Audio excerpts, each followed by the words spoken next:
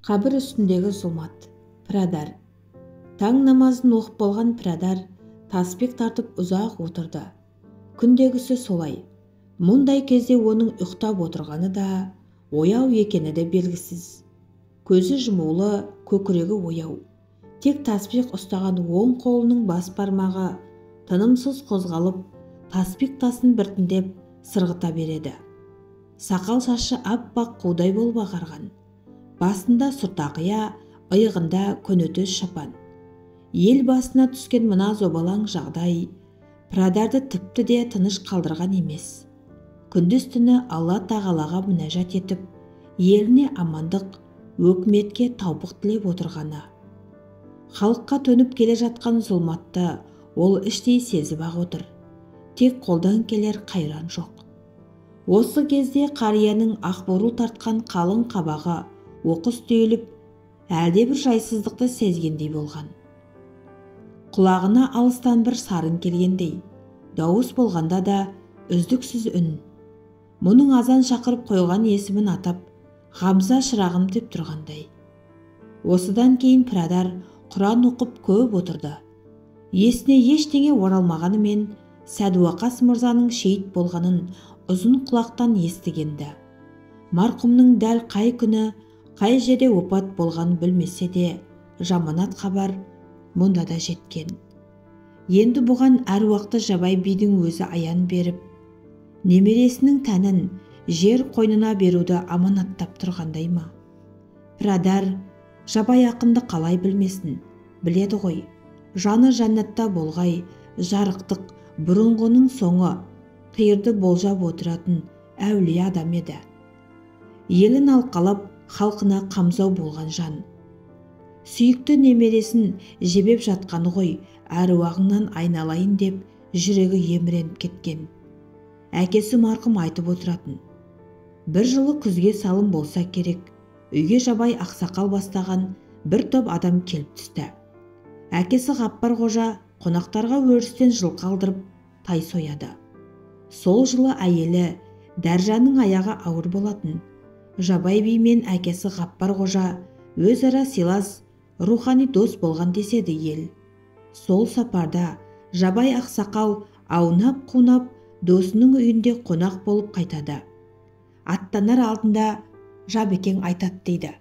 Қожеке, әйелің аман сау аяқ қолын бауырын алып, жүрегі ел деп соғатын арыстай ұл тусын. Есімін Ғамза қой, не пәленің кәрінен періштесі қағып, Құдай қолдап жүрсін деп бата берген екен. Дуалы ауыздан шыққан уәлі сөз текке кетпеген болар. Талайына тақуалық бұйырған пірадардың елім деп еміреніп отыраны да сол жарықтық Жабай бидің шапағатты батасынан болар. Таңертең дастархан басында бәйбішесіне 7 шелпек пісіртіп, Жабай бидің немересі Сәдуақас Баһадүрдің рухына Құран бағыштады. Түске қарай жаман шабдырды арбаға жекті. Сәдуақастың осындағы туғандарынан 3 адамды жанына ерткен пірадар түс ауа бұлаң құйрық аяңға салып жол жүріп кетті.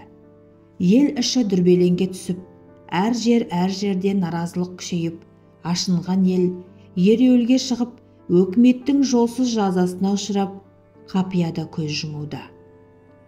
Тіпті соғыс уақытында да соғыста шейіт болғандардың мүрдесін алып кетуіне мүмкіндік береді деуші еді. Мына құдайсыздардың ел билегені бір дөшін деп қария қардай түңіліп келеді.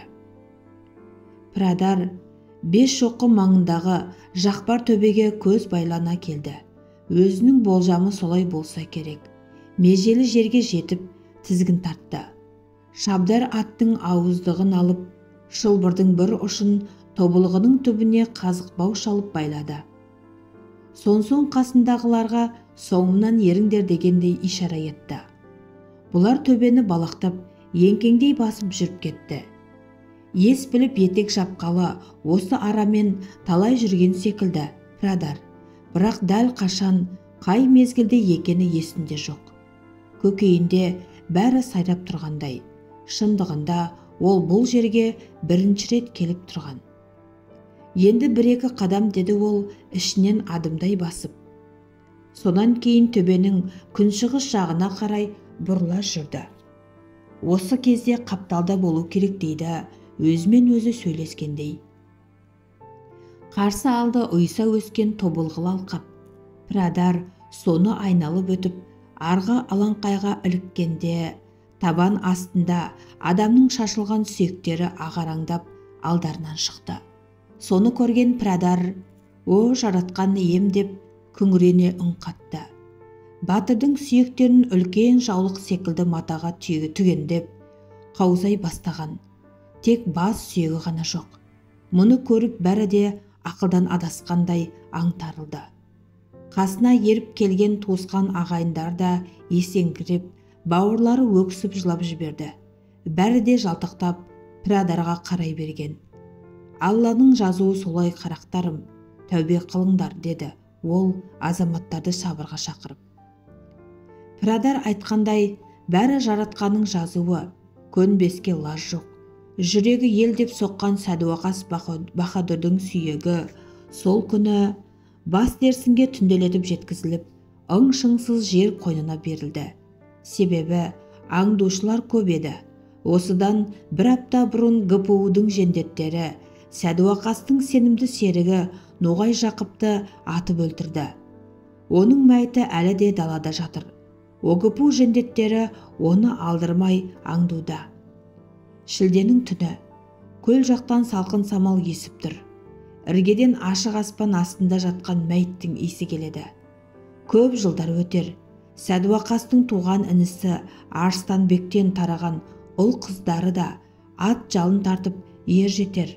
Арыстанбектің Хайдар есімді ұлы Алашқа белгілі ғалым, мемлекет қайраткері атанар.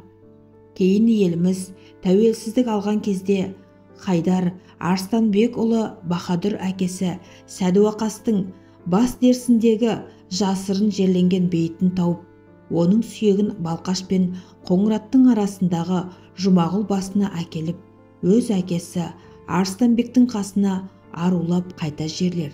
Басына қойылған құлпытасқа Жабайдың Сәдуақасы, Арыстанбектің ағасы 30-шы жылдары үштіктің үкімімен атылған деген сөздерді оқырсыз. Бірақ оған дейін арада әлі талай-талай азапты жылдар бар еді. Каналым ұнаса, тіркеліп лайк басып кетіңіздер. Жалғасы келесі бөлімде.